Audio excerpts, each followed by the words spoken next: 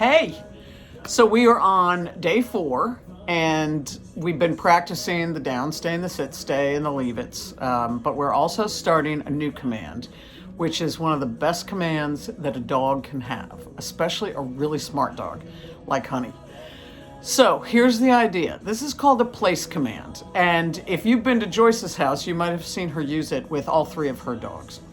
The idea behind a place command is that you designate a particular area. It has to be an area that has clear boundaries. So a dog bed makes a great place. You could also use a blanket or even a towel or a rug or other things. Right now, I'm using this. That's called a Corunda bed. It's a dog cot that's about 4 or 5 inches off the ground. It's really helpful when you're teaching place. The raised cot differentiates the area the dog's supposed to stay on from the rest of the floor. Anyway, that big fluffy bed that you got, Honey, the other day would probably work as a great place. So here's the concept. We teach a dog that when we say place or go to your place, that the dog goes to that area and has to stay on the area, like within the boundaries of the dog bed. All 4 paws have to be on that. The dog can sit, stand, lay down, sleep, chew on something, play, whatever they want to do. Anything that they want to do as long as their 4 paws are on the place. So what that does is it, number 1, gives them a job. It requires focus and attention for a dog to stay in a defined area. And secondly, it helps them build impulse control, which is great for everything. So the idea is that any time that you want to prevent Honey from engaging in unwanted behavior or interrupt unwanted behavior and give her something to do, the place command allows you to do that. So, for example, this is the big one. Somebody's coming into your house and you know what's going to happen. She's going to start rocking and rolling and jumping and carrying on. Rather than always trying to just correct that, off, stop, down, leave it, all the things. Any of those commands might work in a given moment, but one of the best strategies in the world is to have a place bed somewhere near the crime scene, front door, and say to her, instead of no, no, no, you tell her leave it, which means don't go jump on that person, and then the follow-up command, place. And she goes to the place and she hangs out there. And she waits and she watches. And when she gets really good at it, people can greet her when she's on place. But the idea is that she has to stay on place until she's released.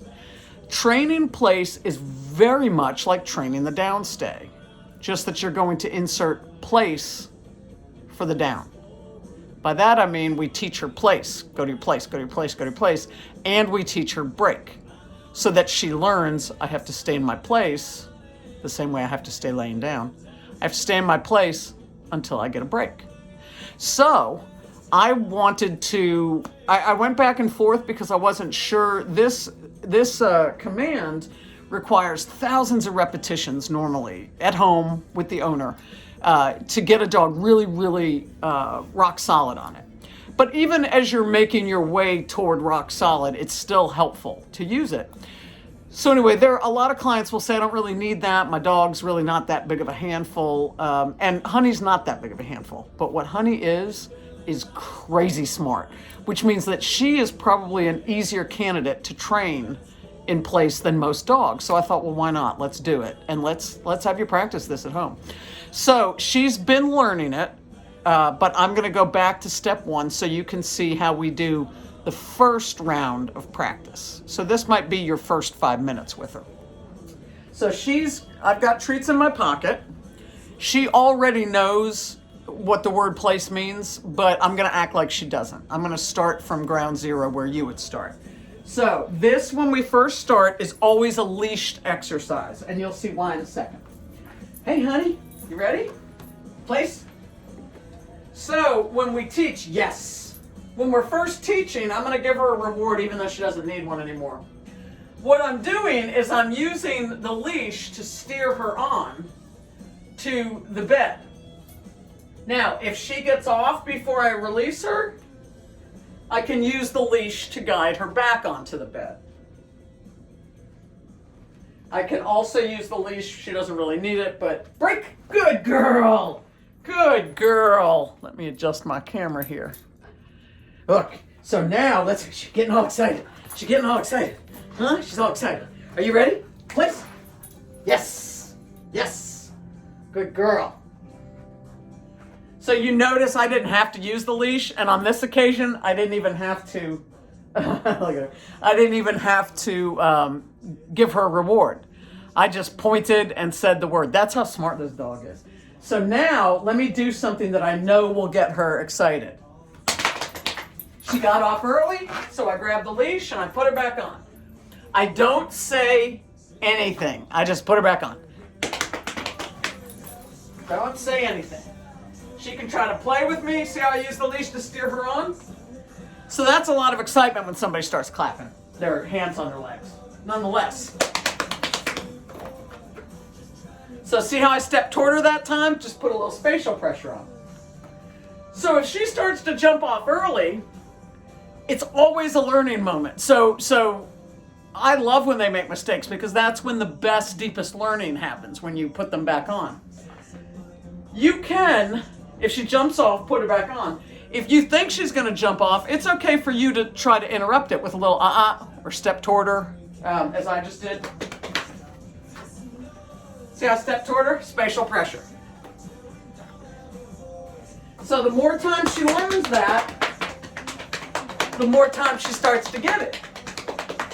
Now she's starting to understand. And break. Good girl. Good girl. So she's really at a point now where she understands the words place and break. So you don't have to give her a treat when she gets into place, but go ahead and do it since it's going to be your first time. So the first time you practice, you go and you put her in place, which could be the fluffy dog bed. Put her in place, give her a treat, break her, give her a treat and celebrate. But very quickly, stop giving her treats for getting on place and hold the treats and the party until she breaks. Because that's the most important part. That's how she knows, oh, we got the whole sequence done. So let's do it one more time to show you. We'll pick up the leash, because it's just good practice, right? I don't worry about this business. Not worried about this right now. What I'm worried about is place. And I say the word place just as she gets near the bed, right before she might step up on it. I don't say it from over here when I'm teaching her. When I'm teaching her, I say it when she's right there, right near the bed. Now, as time goes by, you'll be able to say it from longer distances. But while she's learning, it's always right here, place. And we say the word only one time ever. You should never repeat the word place.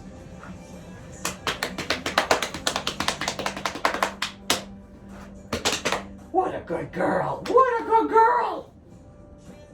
Break. Good girl. Good girl, boo-boo. The place command. It might change your life. All right, I'll see you.